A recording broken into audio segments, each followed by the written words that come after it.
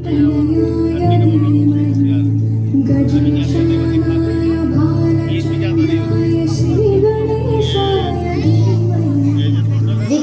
भगवान श्री गणेश विघ्नों को हर लेते हैं। वैसे तो भगवान श्री गणेश की अनेक कथाएं आपने सुनी होगी, जो बड़ी ही रोचक एवं प्रेरणादायी होती है। एक ऐसे ही महान कथा लेकर हम आपके समक्ष प्रस्तुत हुए हैं। तो आइए देखते हैं वो कथा जहां बाल गजानन प्रथम पूज्य गणपति बने।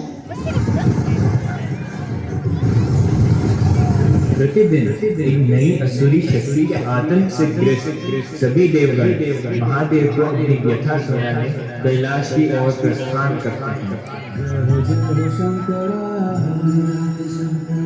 आदिदेव शंकरा,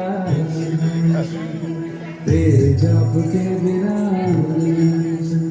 चले ये सांस किस तरह। महादेव शिव शंभू की जय, महादेवी पार्वती की जय। आप सभी देवगण के यहाँ एकत्र होने का कारण ज्ञात है मुझे।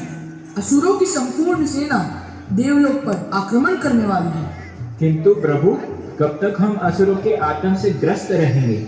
आए दिन एक नया असुर हम पे आक्रमण कर देता है। एक असुर नष्ट होता नहीं, एक नया असुर उसके स्थान पर स्थित हो जाता है। क्या सभी असुरों के अंत का एक स्थायी उपाय नहीं है? इस असुरी शक्तियों के आतंक के चक्र से हम देवताओं को मुक्ति कब मिलेगी महादेव?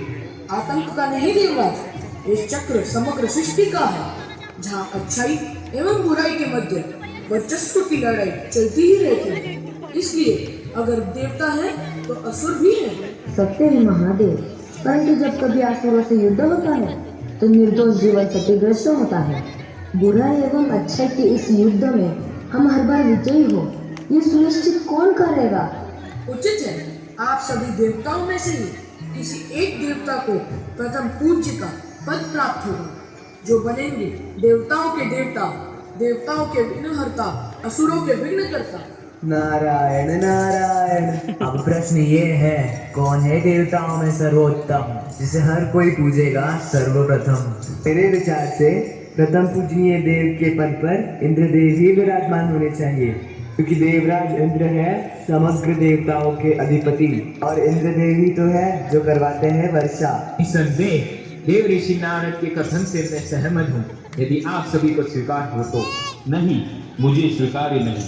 मैं अग्निदेव, बिना मेरे किसी भी देवताओं को यज्ञ द्वारा आहुति प्राप्त नहीं होगी। मेरे अग्नि स्वरूप में दी जाने वाली आहुति मेरी पत्नी स्वाहा स्वीकार कर सभी देवताओं तक पहुंचाती है।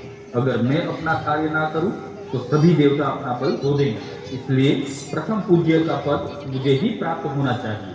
अग्निदेव मत भूलिए, मैं पवन देव और मेरी अनुपस्थिति में आपका कोई अस्तित्व नहीं। किसी भी जीव को जीवित रहने के लिए प्राणवायु की आवश्यकता होती है। अगर मैं अपना कार्य न करूं तो संसार में कोई जीवित नहीं रहेगा। सर्वश्रेष्ठ देवता तो मैं हूँ। अग्निदेव, पवन देव, आप भूल रहे हैं। यदि मैं सूर्य देव उदय होना बंद कर दूं तो संपूर्ण काल चक्र रुक जाएगा। पशु पक्षी जीव जंतु मनुष्य वृक्ष आदि कोई जीवित नहीं रहेगा। समग्र सृष्टि का अंत हो जाएगा। इसलिए प्रथम पूज्य का पद मुझे ही मिलना चाहिए।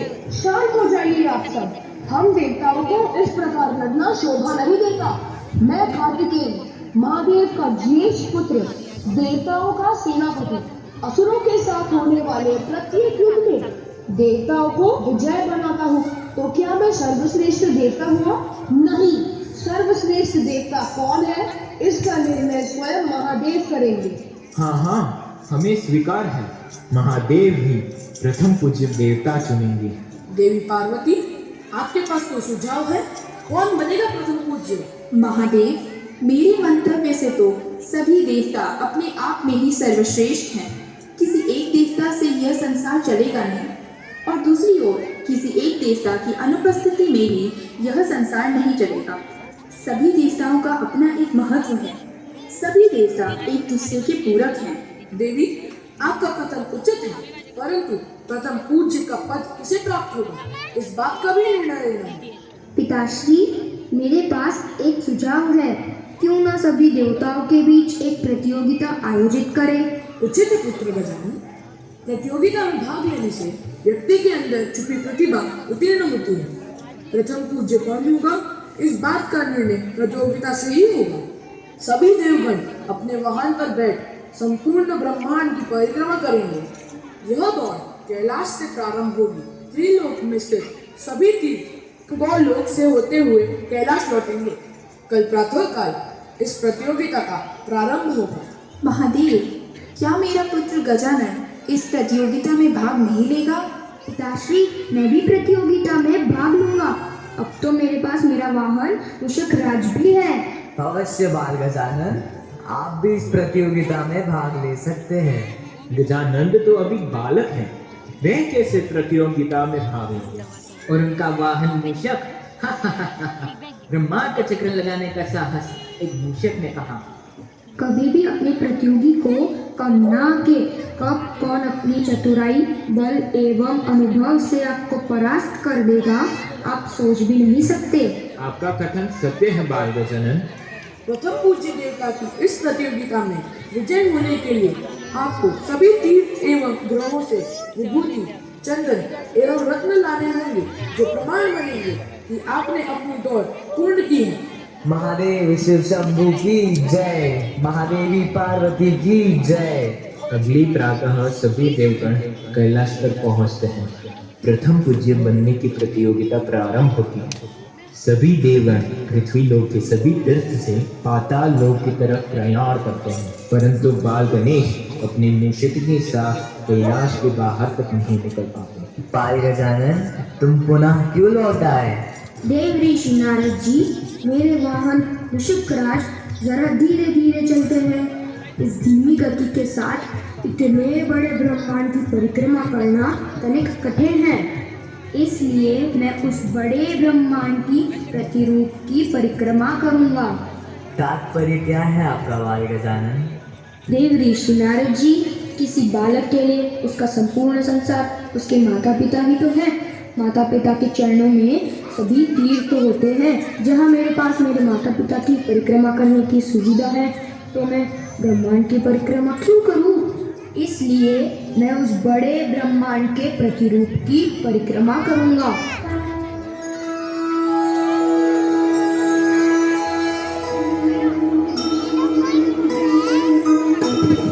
कर लेते युक्ति से काज सिद्ध सारे,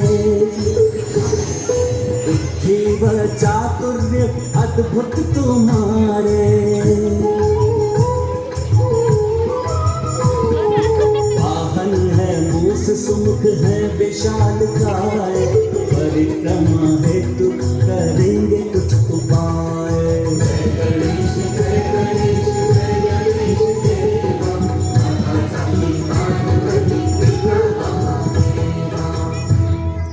जिस समय बाल गजानन ब्रह्मांड के प्रतिरूप अपने माता पिता की परिक्रमा कर रहे थे, उसी समय बाल गजानन का प्रतिरूप ब्रह्मांड की परिक्रमा कर रहा था। अर्थात सभी देवताओं के लौटने से पूर्व ही बाल गजानन ने अपनी परिक्रमा पूर्ण कर ली है। अर्थात बाल गजानन विजयी हुए। बोलो बाल गजानन की जय। आज बाल गजानन ने ये सिद्ध कर दिया, व्यक्ति के किसी भी परिस्थिति को देखने का सकारात्मक दृष्टिकोण, बुद्धि एवं साहस उसे किसी भी चुनौती में उत्तीर्ण कर सकता है। आज से यह समग्र संसार बाल गजानन को विघ्नहर्ता प्रथम पूज्य श्री गणेश के नाम से जानेगा। श्री गणेश बुद्धि, विद्या एवं कला के देव कहलाएंगे। बोलो भगवान श्री गणेश की जय। ओम लंबोदराय नमः। ओम एकदंताय नमः। ओम बुद्धिदाताय नमः। ओम सिद्धिदाताय नमः।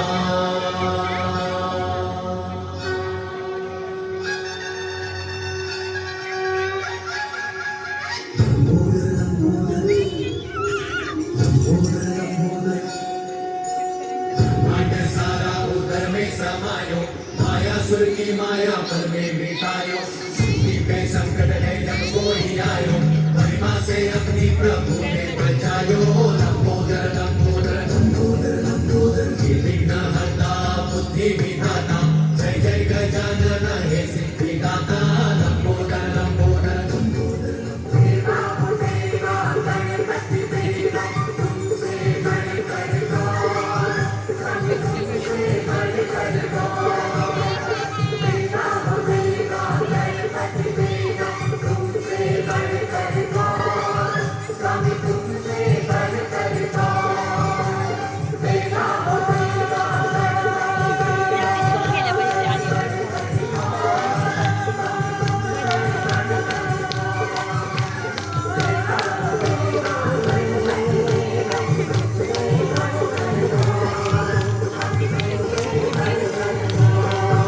बोलो भगवान श्री गणेश की जय।